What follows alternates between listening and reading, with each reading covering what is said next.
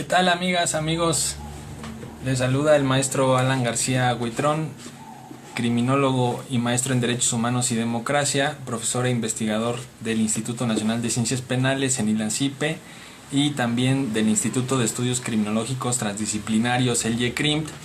Bienvenidas y bienvenidos una vez más a este programa de diálogos interactivos. Nos encontramos en la segunda temporada, como ustedes saben, y bueno, este es el último programa, la última sesión de la segunda temporada. El primero fue sobre la evaluación de la política de seguridad de Calderón. Después tuvimos el problema o la problemática de la desaparición forzada de personas en México, y el día lunes pasado, como ustedes pudieron observar, criminología del riesgo, el caso de las juventudes mexicanas. El día de hoy vamos a discutir, vamos a analizar el diseño y evaluación de los centros de justicia para las mujeres en México. Igual como en las sesiones anteriores, en los programas anteriores, nos vamos a basar en literatura que he tenido la fortuna de publicar. En este caso son dos libros, dos publicaciones. Una primera que en realidad es una colección sobre los centros de justicia para las mujeres, que se hizo desde el Instituto Nacional de Ciencias Penales en coautoría con el Centro Nacional de Prevención del Delito y Participación Ciudadana de la CEGOP. El extinto Centro Nacional, porque ahora ya ha cambiado de nombre, pero bueno, en ese entonces se trabajó con la Secretaría de Gobernación para generar 3 libros.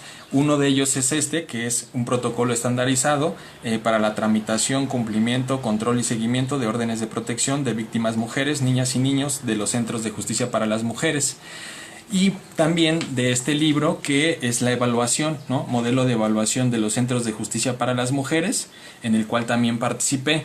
En este primer libro estuvo presente el doctor Alberto Nava, estuvo también la maestra Olga Noriega, la doctora Sofía Cobo, la maestra María Edith también. Entonces fuimos un grupo muy amplio de investigadoras e investigadores que trabajamos el tema del diseño, ¿no? de los libros base, ¿no? Que tenían que obviamente ser reportados para que se pudieran generar en los estados, en las entidades de la República, sus propios centros de justicia para las mujeres. Ya más adelante veremos cuántos centros hay, cuáles son los problemas, los retos, los logros que han alcanzado, en fin. Y este libro, por su parte, pues fue una evaluación igual en el Instituto Nacional de Ciencias Penales en 2014-2015, a petición de la Secretaría de Gobernación. Y bueno, acá participamos el doctor Juan Carlos Abreu, el maestro Daniel Cunjama, el maestro también Javier Figueroa, un servidor, y la maestra Rita Margarita. Entonces son los dos libros, las dos obras en las cuales nos vamos a basar para discutir y analizar el tema principalmente de los centros de justicia para las mujeres. Tocaremos brevemente, marginalmente, la violencia contra las mujeres, pero en realidad el tema exclusivamente en esta sesión es sobre los centros de justicia para las mujeres como una política pública que generó el Estado mexicano para combatir, para proteger, para garantizar el acceso a la justicia para las mujeres. Entonces, si quieren, comenzamos. Ya tenemos suficiente quórum, 25 personas. Bienvenidas y bienvenidos una vez más. Esta sesión es sobre el diseño y evaluación de los centros de justicia para las mujeres en México. Vamos a tocar 3 temas, 3 tópicos importantes. Por un lado, como les decía brevemente, la violencia sociocultural y la revictimización estatal, que me parece son 2 puntos de partida, 2 grandes motivos que obviamente originaron que el Estado mexicano empezara a crear desde 2010 los centros de justicia para las mujeres.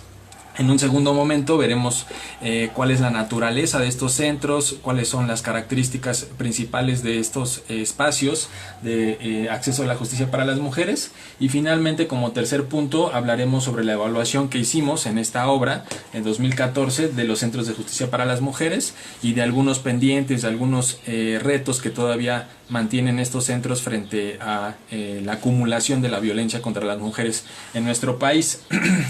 En un primer momento, como decíamos, hay dos causas, dos factores, dos motivos que están detrás de por qué crear los centros de justicia para las mujeres. En un primer momento, la violencia contra las mujeres, ¿no? Tanto la violencia directa como la violencia cultural. Recordemos ahí principalmente el autor sobre el cual nos basamos, es Johan Galtung, sobre el triángulo de la violencia, el cual nos indica pues que solo no hay que centrarnos o focalizarnos en la violencia directa, ¿no? En la violencia interpersonal, sino que también hay que tener en cuenta la violencia estructural y la violencia cultural. Y estos dos tipos de violencia en cuanto a las mujeres, pues es fundamental, ¿no? Para entender muchas veces contextos de violencia económica, de violencia estructural, de violencia institucional, de cómo muchas veces se normaliza, se justifica esa violencia directa. Entonces es así que tenemos tres tipos de violencia, ¿no? Contra las mujeres. La violencia directa son esos efectos visibles de acontecimientos físicos, emocionales, sexuales, económicos y patrimoniales por parte de personas. Como ustedes saben, tenemos en México la Ley General de Acceso a una Vida Libre de Violencia contra las Mujeres, en la cual se enlistan principalmente esos tipos de violencia, como es la violencia física, la violencia sexual, la violencia patrimonial, la violencia económica, la violencia psicológica, que son precisamente parte de esa violencia directa, que es observable, que es visible, que es superficial. Pero además, como les decía, tenemos la violencia estructural y la violencia cultural. La estructural es cuando se impide, ¿no?, la satisfacción de necesidades por estructuras político-económicas. Y aquí tenemos ya, y lo vamos a ver más adelante, algunos datos sobre cómo hay mayor representatividad de las mujeres respecto a los hombres, por ejemplo, en pobreza, en desigualdad social, en el acceso al trabajo, el acceso a la educación, en fin. Entonces también hay unas estructuras, ¿no? Como ustedes saben, el mundo en el que estamos, Occidente, pues es un mundo masculino, es un mundo androcéntrico que obviamente genera muchas políticas desiguales, ¿no?, de violencia de género. Y finalmente tenemos la violencia cultural, que son aspectos de la religión, ideología, opinión pública que justifican las violencias directa o estructural por individuos y estructuras, ¿no? Esta violencia cultural es la que precisamente justifica y normaliza tanto la violencia directa como la violencia estructural, ¿no? Esta idea de la mujer está para servirle al hombre, la mujer está para cocinar, para ciertas tareas, ¿no? Los roles de género bien diferenciados, la división sexual del trabajo, todas estas cuestiones pues son muy interesantes desde la violencia cultural. Entonces, tengamos en cuenta que esa fue una de las causas, ¿no?, de los motivos de por qué crear estos centros de justicia para las mujeres, porque la violencia contra las mujeres es un problema y desafortunadamente es un problema que cada vez es mayor. Ahora, por ejemplo, tenemos el COVID-19, como ustedes saben, estamos en el contexto del COVID-19. Y está fundamentado, hay reportes, estadísticas fehacientes que indican que la violencia contra la mujer se ha incrementado, ¿no? Alrededor de 4 veces más que el promedio mensual de líneas telefónicas, ¿no? Principalmente en el 911 se han recibido denuncias, se han recibido casos de violencia contra las mujeres perpetrados principalmente por hombres. Entonces, desafortunadamente tenemos este problema, y este problema, a pesar de todas las políticas y todas las acciones que hemos generado como Estado, como organizaciones de la sociedad civil, como organismos internacionales, pues es un problema que cada vez más va creciendo. Y el otro gran factor, el otro gran motivo de por qué crear estos centros de justicia, pues es el acceso a la justicia, ¿no? Que en este caso pues es el no acceso a la justicia o el acceso desigual a la justicia. Como ustedes saben, el derecho es un espacio de poder, pero se ha también estudiado, se ha verificado cómo el derecho históricamente pues es sexista, es masculino, y entonces genera diversas políticas, diversas estrategias, tanto en la propia ley, en la codificación, como en la implementación en los operadores. Entonces es importante alcanzar o lograr esta perspectiva de que el derecho necesita género. Y por otro lado, también la ausencia del enfoque de derechos humanos en las políticas públicas, ¿no? Ceguera al género de las políticas públicas. Hoy, por ejemplo, sabemos que en nuestro país muy pocos estados tienen presupuestos basados en perspectiva de género. y eso obviamente pues impacta en cómo se están distribuyendo, cómo se están generando, cómo se están determinando esos dineros para generar ciertas políticas públicas a favor de las mujeres o a favor de ciertos grupos en específico de vulnerabilidad. Entonces son estos dos grandes factores que dan pie a la creación de los centros de justicia para las mujeres. Por un lado, el aumento de la violencia, tanto cultural, estructural y directa hacia las mujeres, y por otro, el acceso desigual a la justicia. No es lo mismo que un hombre vaya al Ministerio Público que una mujer, y eso también está desafortunadamente probado. Aquí vemos algunos datos, ¿no? Porque desafortunadamente esta idea de la violencia contra las mujeres pues se ha normalizado, como decíamos, y hay mucha resistencia por parte de los hombres de pues reconocer que hay una violencia mucho mayor de hombres hacia mujeres, ¿no? Tanto a nivel cuantitativo como a nivel cualitativo, de hombres hacia mujeres que de mujeres hacia hombres. Aún así existe el problema de la violencia de mujeres contra hombres, por supuesto, pero históricamente, sistemáticamente, pues hay una mayor profundización sobre la violencia contra las mujeres. Entonces aquí tenemos algunos datos, ¿no? En diferentes aspectos, en diferentes esferas de la vida, tanto a nivel nacional como internacional, donde observamos precisamente esa violencia estructural, esa violencia cultural. Por ejemplo, fíjense acá en economía, ¿no? 70% de las personas en situación de pobreza son mujeres. Entonces hablamos de que la pobreza le pega más a las mujeres que a los hombres, y ahí entonces es cuando se habla de esta diferenciación en los fenómenos que es importante tener en cuenta, porque no solamente es la clase social, sino también el género, ¿no?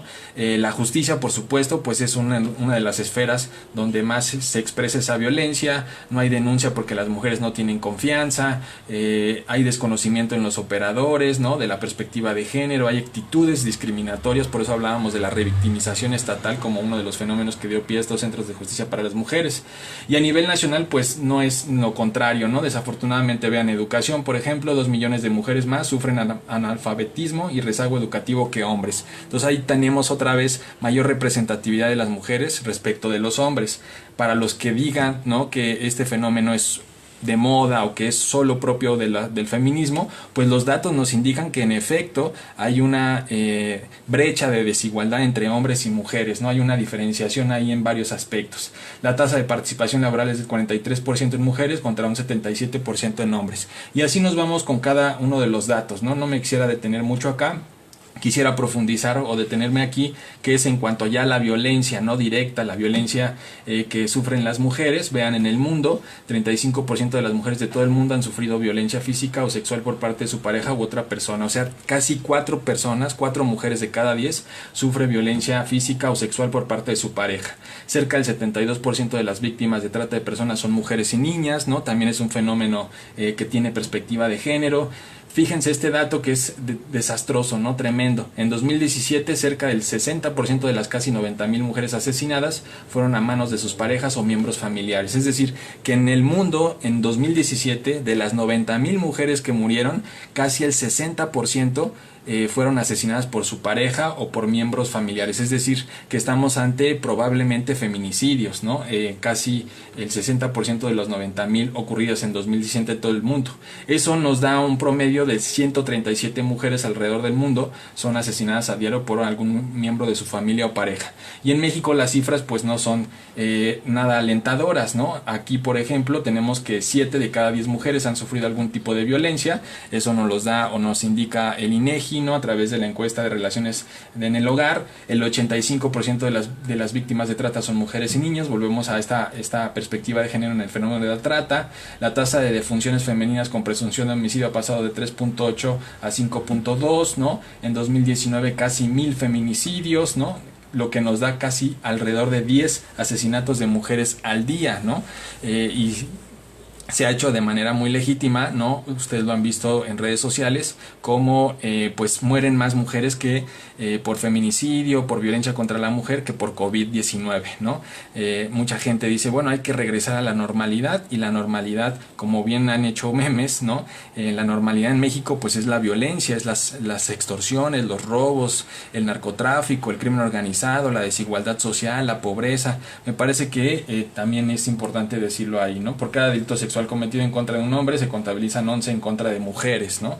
Entonces vemos ahí una situación, un contexto, una acumulación de violencias que es importante tener en cuenta, y sobre todo que a pesar, ¿no? O más bien además de ser víctimas de violencia, hay una revictimización estatal, lo que comentábamos, ¿no?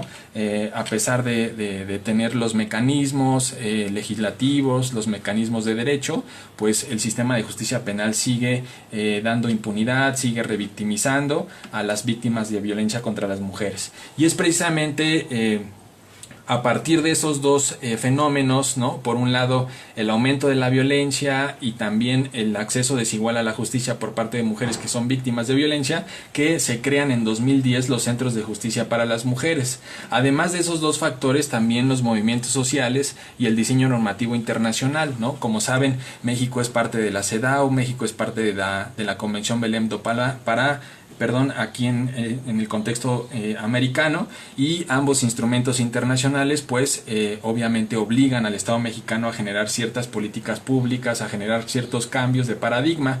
Los movimientos sociales, ¿no? El feminismo, la primera, la segunda, la tercera ola, ¿no? Tanto a nivel internacional como nacional. Aquí, por ejemplo, en nuestro país tuvimos el feminismo o el movimiento revolucionario del feminismo, tuvimos también una etapa de movimientos sociales, ahora se habla del feminismo institucionalizado, ¿no? Desde los años 60, 70, pero es muy importante entender que los movimientos sociales y la normatividad internacional y nacional pues han empujado también a que el Estado mexicano genere ciertas políticas, ciertos cambios, entre otros pues los centros de justicia para las mujeres, sobre todo para quien dice que los movimientos sociales, ¿no? O piensa que los movimientos sociales no sirven para nada. Pues ahí habría que leer un poco de historia para reconocer cómo los movimientos sociales pues muchas veces han impactado y han generado muchas políticas públicas. ¿Qué son los centros de justicia para las mujeres? Bueno, en un primer momento hay que tener en cuenta que los centros de justicia para las mujeres en México toman como referencia dos tipos, ¿no? Dos modelos: el Family Justice Center de San Diego, California, y los centros de justicia de delitos de feminicidio y violencia contra la mujer de Guatemala. Entonces acá se hace una adaptación, se hace un ajuste de estos dos modelos, y en realidad los centros de justicia para las mujeres pueden conceptualizarse de esta forma, ¿no? Son una concentración, o es un espacio donde se concentran instancias gubernamentales, de poder judicial y de organizaciones de la sociedad civil que brindan servicios de manera interdisciplinaria, secuencial, interinstitucional, coordinada y especializada, ya sea en términos de psicología, medicina, derecho, albergues, ludoteca y talleres, a mujeres víctimas de violencia, sus hijas e hijos. Por eso es que cada centro tiene una ludoteca, ¿no? Donde pueden estar las hijas y los hijos de esas mujeres víctimas de violencia bajo un mismo techo. Esto es muy importante. Esto hace un cambio, ya lo veremos más adelante, hace un cambio en cómo se venía dando la atención y la protección a las víctimas de violencia por parte del Estado mexicano. Antes tenías que ir al Poder Judicial y después al Ministerio Público y después a los albergues, y eso te quedaba muy lejos. Entonces ahora, con estos centros de justicia, todo está bajo un mismo techo, con la finalidad de garantizarles el acceso a la justicia y a encontrar conjuntamente un proceso de redignificación. Entonces, aquí están los elementos más importantes del centro de justicia, que por supuesto es del acceso a la justicia, pero no solo acceder a la justicia, sino atenderlas, empoderarlas, generar un mundo o una vida libre de violencia, y sobre todo pues impactar, ¿no? En reducir este tipo de cuestiones. En la actualidad, a 2019-2020, tenemos 48 centros de justicia para las mujeres en 28 entidades, ¿sí? Hay que hacer el llamamiento, hay que hacer subrayar, ¿no? Que Baja California, Nuevo León, Tamaulipas y Tabasco no tienen todavía centros de justicia para las mujeres, por los que se les exhorta, ¿no? Se les debería de exhortar a que hagan sus convenios, hagan su petición al Estado federal, al gobierno federal, para que puedan bajar los recursos y así tener un centro de justicia para las mujeres. Pero ya prácticamente todos los estados, ¿no? 28 entidades de 32 tienen centros de justicia para las mujeres. Aquí en la Ciudad de México, por ejemplo, hay 3 centros de justicia para las mujeres en diferentes alcaldías, 48 entonces. Aquí vemos lo que les decía, ¿no? De cómo se manejaba antes la justicia para las mujeres y cómo ahora, a partir de los centros de justicia para las mujeres. Antes principalmente eran políticas punitivas, ¿no? Ahora se habla de políticas de prevención, de protección y atención a las víctimas directas e indirectas. Antes eran programas asistenciales, ¿no? La mujer como objeto de protección. Ahora con los centros de justicia, más bien la mujer como sujeto de derechos. Principalmente en la Ciudad de México, no sé en otras entidades federativas, pero tuvimos o tenemos todavía los centros de atención a las víctimas de violencia contra las mujeres, ¿no? Principalmente dependientes de las procuradurías, pero eran centros pues asistencialistas, centros que pues manejaban a la mujer como objeto de protección y no como sujeto de derechos. Ahora la atención, como les decía, ¿no? Atención jurídica a través de varias instituciones, más bien ahora se pasa a que sea una atención interdisciplinaria bajo un mismo techo, ¿no? Era una atención antes generalizada, ahora más bien son bajo los principios de perspectiva de género, de no revictimización, de atención a sus características particulares. Ya no se puede tratar a todas las mujeres de la misma manera, cada una tiene su historia, cada una tiene su contexto, y desde ese sentido, desde esa perspectiva, pues hay que generar ciertas acciones. Rutas rígidas de atención, ahora más bien servicios centrados en las necesidades de las mujeres y el respeto de sus decisiones. Antes era un ambiente inseguro e incómodo, ahora más bien estos centros de justicia para las mujeres, si ustedes han acudido a alguno, son centros que están creados de manera que sean seguros, confortables, confiables y cómodos. Como les decía, estos centros de justicia para las mujeres en México se sostienen o tuvieron como principales modelos a seguir el Family Justice en San Diego y los centros de justicia de feminicidio y de violencia contra las mujeres en Guatemala. Estos dos centros son bien interesantes porque fíjense, son centros que parecen casas, ¿no? Que están muy cercanos, por ejemplo, a los mercados, que están cercanos a lugares públicos, para que precisamente la mujer que vive en un contexto de violencia, donde no puede hablar por teléfono, donde no puede decirle al marido que la golpea, voy a denunciarte, ¿no? Pues obviamente se le da la facilidad, se acerca a estos centros que no parecieran ministerios públicos o fiscalías, y así se le da una vista, ¿no? Una fachada para que pueda ella acceder a este servicio de acceso a la justicia. Dos aspectos que yo quisiera subrayar de estos centros de justicia y que me parece todavía son retos, son cuestiones que no se han logrado porque son categorías bastante profundas. Uno es que los centros de justicia tienen como finalidad la prevención, ¿no? Transformar los patrones socioculturales de comportamiento a través de generar las políticas públicas que disminuyan factores de riesgo. Me parece que eso todavía no estamos en condiciones de decir se está logrando, ¿no? Muchos centros tienen dificultades incluso para la infraestructura, para las áreas, los servicios, aún más para generar mapas de riesgo, para generar programas de prevención. Y por otro lado, el otro tema que es importante en los centros de justicia, pero que todavía sigue siendo un pendiente, es el empoderamiento, ¿no? Al final, los centros de justicia no solo tratan de que la mujer tenga las garantías, tenga los procedimientos para acceder a la justicia, sino que incluso pueda salir de ese contexto y se empodere, es decir, haya un cambio individual y cambios socioestructurales y culturales de estereotipos y estructuras que produjeron la violencia. Por eso es que incluso en estos centros de justicia para las mujeres ellas pueden acceder a talleres de trabajo, a talleres de oficios, ¿no? Para que ellas puedan, en el caso por ejemplo que dependan del marido que las golpea o que dependan de ciertas cuestiones, pues no solamente denuncien, no solamente tengan una sentencia de su victimario, sino que además puedan construir una vida libre de violencia con otros modelos, con otros ideales.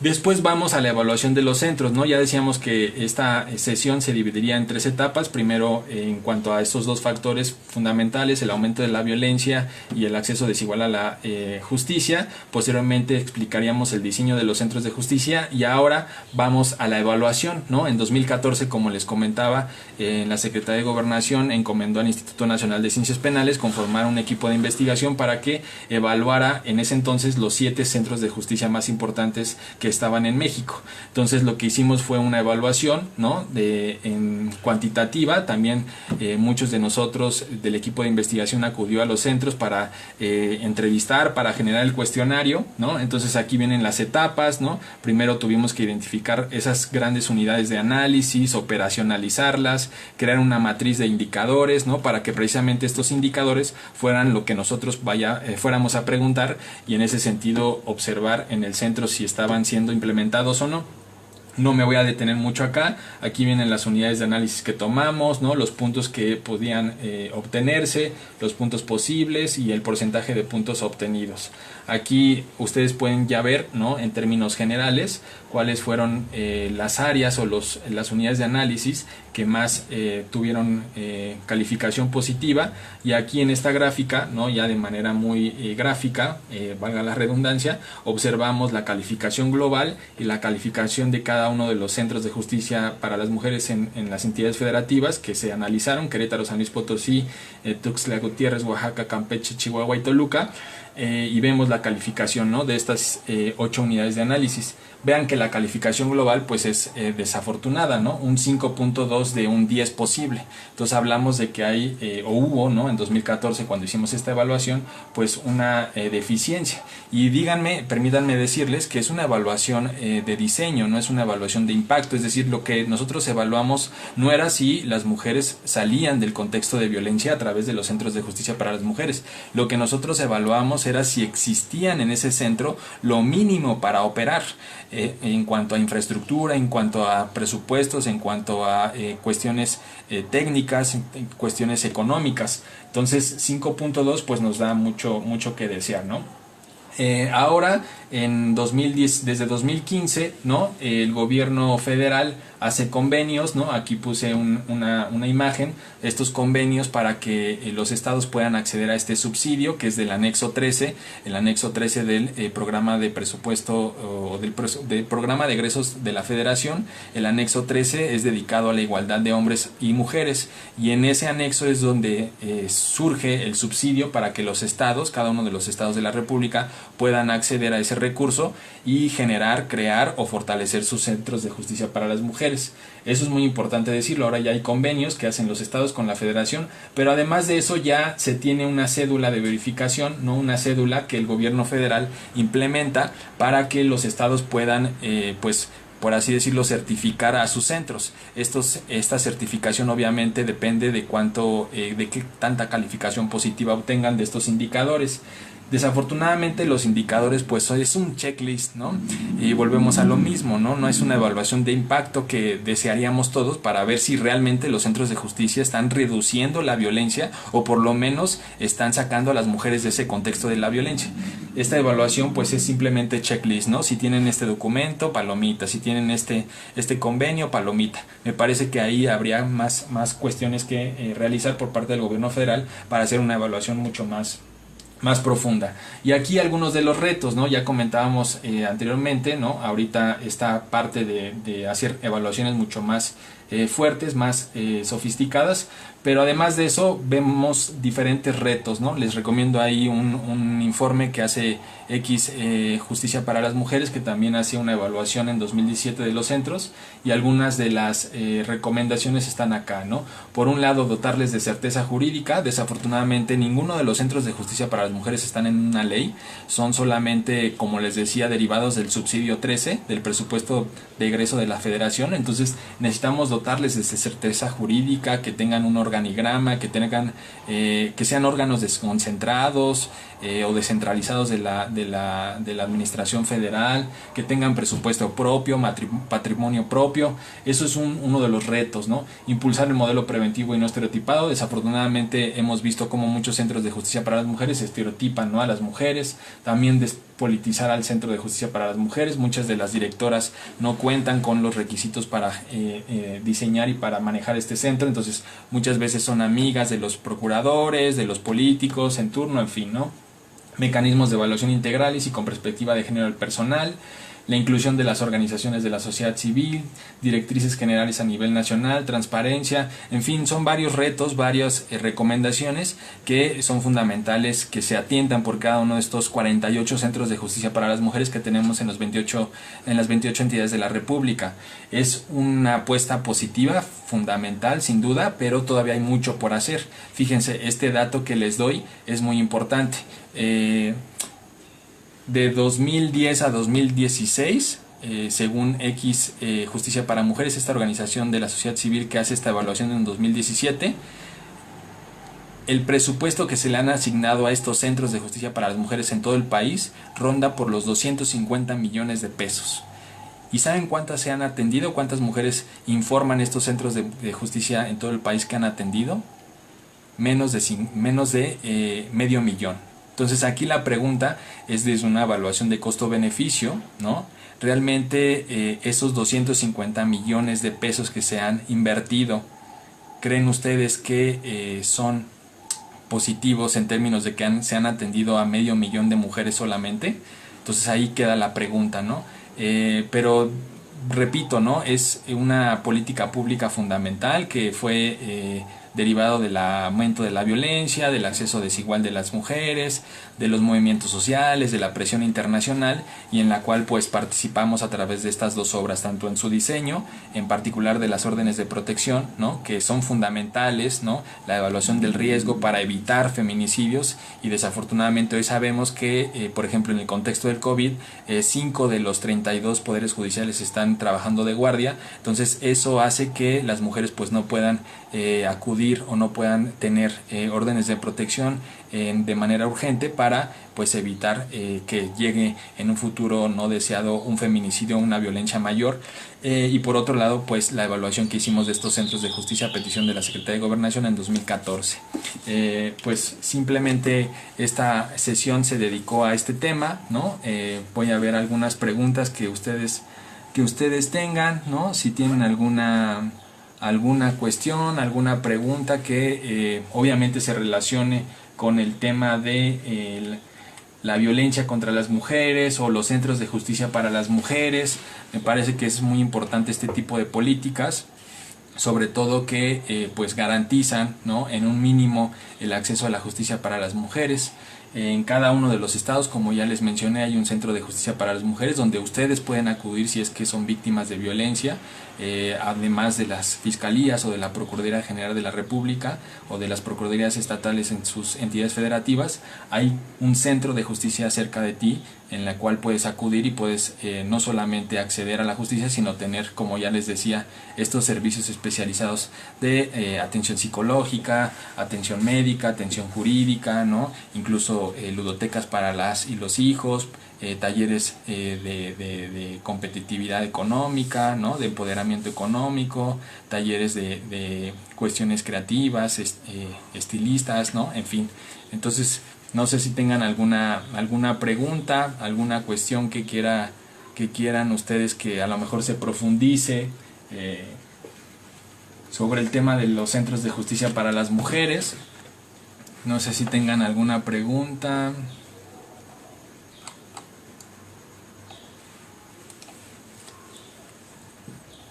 Participen, no sean... ¿Seguro o tienen alguna pregunta sobre este tema de los centros de justicia para las mujeres? Anímense a dinamitar el diálogo, ¿no? Como les decía, el objetivo principal pues de estas sesiones, de este programa de diálogos interactivos, pues es que participen, es que dialoguen, es que conozcamos, ¿no? Otras experiencias, otras prácticas, ¿no? Que en el ámbito criminológico pues nos empapemos de toda esta información, ¿no? Que muchas veces pues no es facilitada en las aulas, en los centros educativos, porque ya es parte de el trabajo, de la utilidad de la criminología, del día a día, ¿no? Profesional. Entonces no sé si tengan alguna pregunta. Aquí ya dice Diana Lucrecia: muchas gracias por el foro. Definitivamente se deben crear centros de justicia para las mujeres. Por experiencia personal en Guatemala han ayudado a los juzgados de violencia contra la mujer y violencia sexual para resguardar la integridad de las mujeres. Saludos desde Guatemala. Saludos desde México, ¿no? Diana, muchas gracias por verme desde Guatemala. Y sí, en efecto, todas las recomendaciones internacionales de la Corte Interamericana de Derechos Humanos, de la Organización de los Estados Americanos, incluso de la propia ONU, ¿no? Ya decíamos de los dos convenios más importantes, tanto la CEDAW, y Belém do Pará, pues recomiendan a los estados generar este tipo de políticas especializadas, ya más focalizadas en el acceso a la justicia para las mujeres, y no de manera generalizada, no de manera universal como se tiene en las procuradurías o en las fiscalías tradicionales, sino realmente crear un centro de justicia para las mujeres, ¿no? Esto también es muy debatible, sobre todo desde la perspectiva de los hombres, porque muchos dicen en tono de burla, ¿no? Aunque de manera muy seria, ¿por qué los hombres no tienen un centro de justicia, ¿no? ¿Por qué ahora ya no se crean los centros de justicia para los hombres? Pero yo siempre he dicho que en un primer momento hay que reconocer que esta violencia contra las mujeres es histórica, es sistemática. Si bien es cierto, hoy podemos en ciertos mundos, ¿no? En ciertas microinteracciones, ¿no?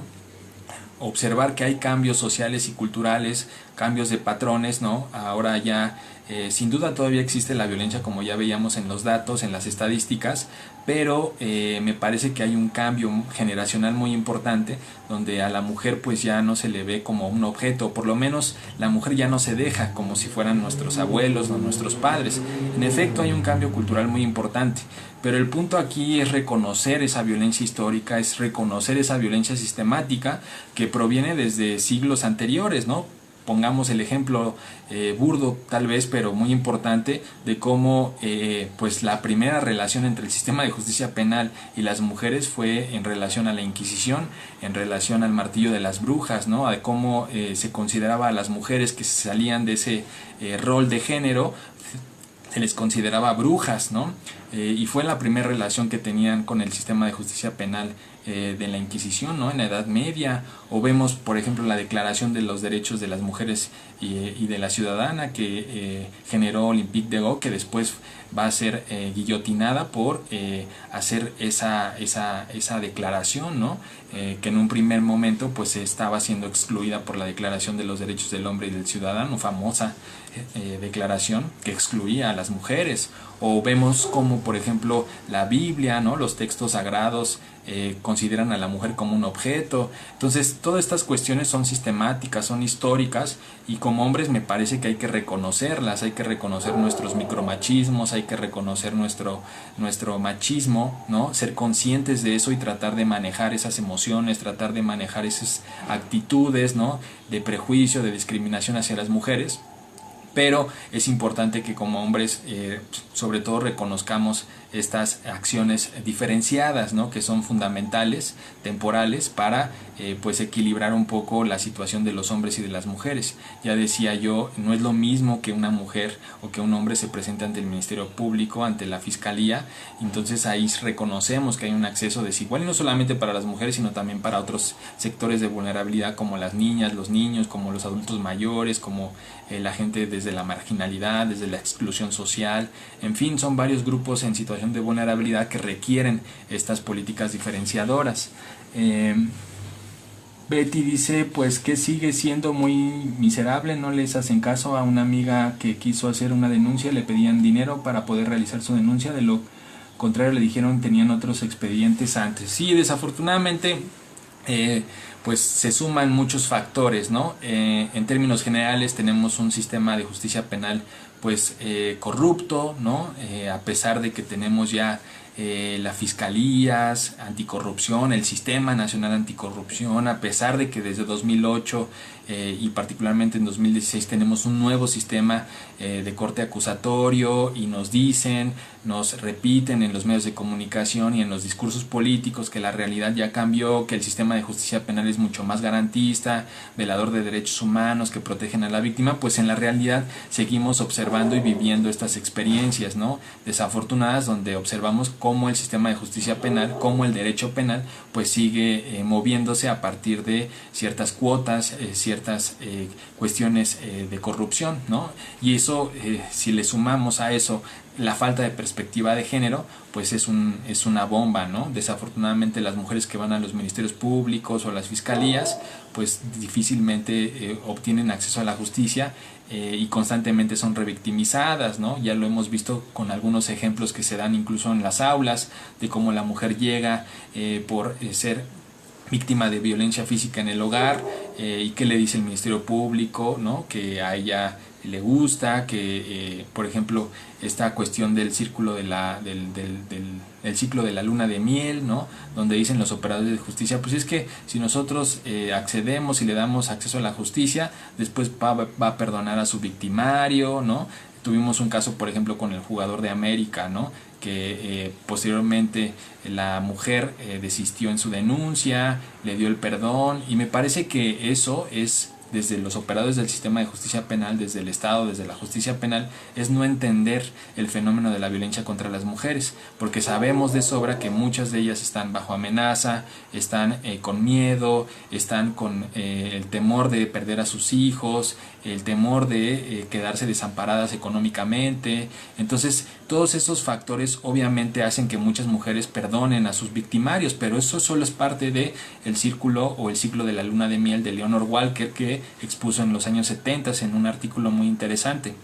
Entonces me parece que todavía existe, o falta más bien, falta sensibilidad, falta capacitación de los operadores del sistema de justicia penal.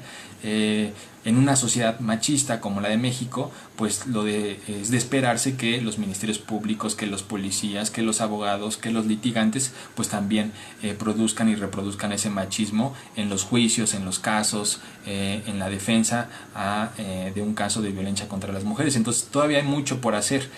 Ha habido estudios, encuestas que desafortunadamente visibilizan que todavía gran parte de los operadores desconoce qué es la perspectiva de género, qué es el presupuesto de género, qué es la perspectiva o el enfoque de derechos humanos, qué es la CEDAW, qué es Belém do Pará. Entonces hay un desconocimiento muy importante, y sumado a esas actitudes discriminatorias, a esos prejuicios, pues tenemos como resultado el no acceso o el acceso desigual de las víctimas de violencia a la justicia. Entonces, no sé si tengan alguna otra pregunta, alguna otra cuestión que quieran que ahonde, que profundice sobre los centros de justicia para las mujeres. Como les decía, es una política del Estado mexicano que se derivó de presiones internacionales, ¿no? De recomendaciones de la CEDAW, de recomendaciones de Belém do Pará, pero también de presiones desde abajo, de movimientos sociales que como el pasado 8 de marzo pues salieron a manifestarse o salen a manifestarse para exigir derechos, para exigir el reconocimiento de la dignidad humana, ¿no? O porque ahora, como veíamos, la mujer es víctima ya no solo de esa violencia estructural, ahora teme por su vida, ¿no? El feminicidio, como comentaba, pues es uno de los delitos del fuero común, es el delito que más ha aumentado en los últimos 5 años. De manera cuantitativa, ¿no? Las denuncias. ¿Qué opinas de instituciones como Reinserta? ¿Qué otras instituciones existen que ayuden a las mujeres en cárceles y de qué manera se puede apoyar? Bueno, ¿qué tal, Carla? Muchas gracias por tu pregunta. Sí, conozco el trabajo un poco de cerca de Reinserta. Parece que es una institución pues que en muchas ocasiones se aprovecha de las situaciones, se aprovecha de la vulnerabilidad de las personas a las que atiende. No sé, no diría nada más. Creo que pues sin duda se agradece que existan este tipo de instituciones, pero pues hay otras, ¿no? Desafortunadamente en México las organizaciones de la sociedad civil, las ACES, pues también reproducen muchas veces lo que denuncian, ¿no? Esta lógica burocrática, esta lógica de la corrupción.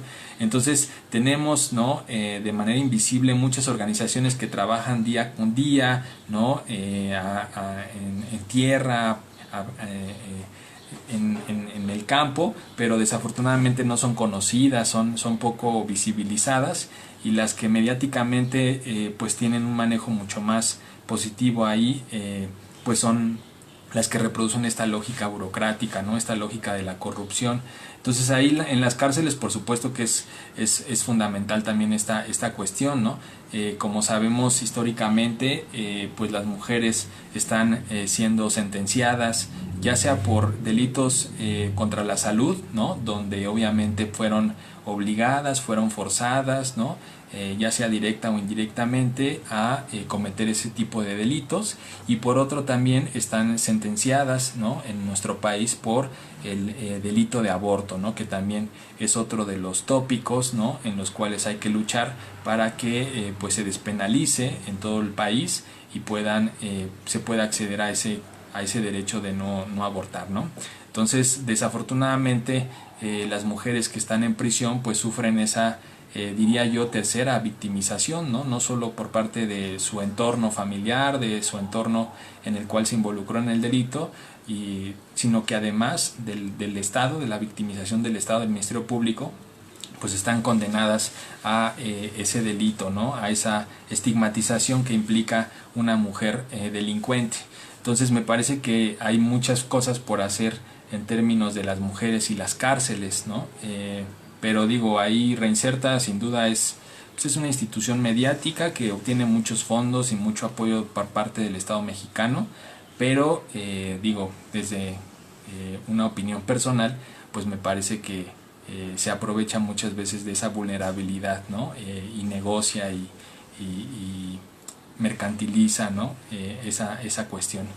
Entonces ahí habría que ubicar a otro tipo de organizaciones de la sociedad civil. En este momento no se me viene una a la mente, pero sin duda el tema que pone sobre la mesa de mujeres y cárceles pues es otro de los tópicos, ¿no?, en el cual se expresa esa violencia, de cómo se estigmatiza y cómo se revictimiza a la mujer y se encuentra en prisión.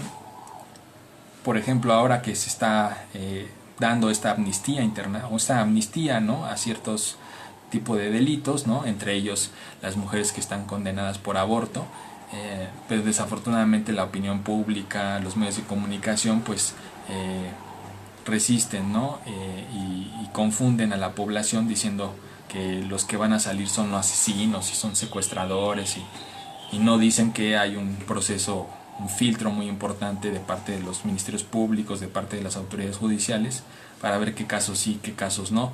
Me parece que como tal la amnistía es una política necesaria, ¿no?, para disminuir la posibilidad del contagio masivo. Ahora ya desafortunadamente sabemos por la parte de la CNDH que hay alrededor de 20 personas en centros penitenciarios contagiados, ¿no?, que en la semana hubo un muerto en el reclusorio norte. Entonces pues es una política necesaria, ¿no? No sé qué otra pregunta tengan.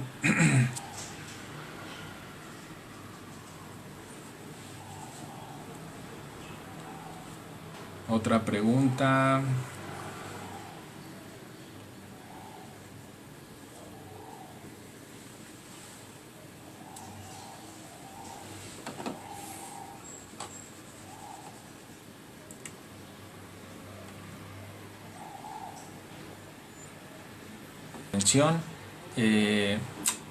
Con esta sesión, con esta cuarta sesión dedicada al diseño y evaluación de los centros de justicia para las mujeres, pues terminamos la segunda temporada de Diálogos Interactivos.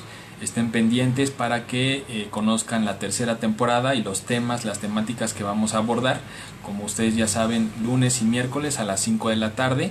Es totalmente gratuito, ¿no? El conocimiento se difunde, y bueno, les agradezco a todas y todos su participación. Que tengan buena tarde.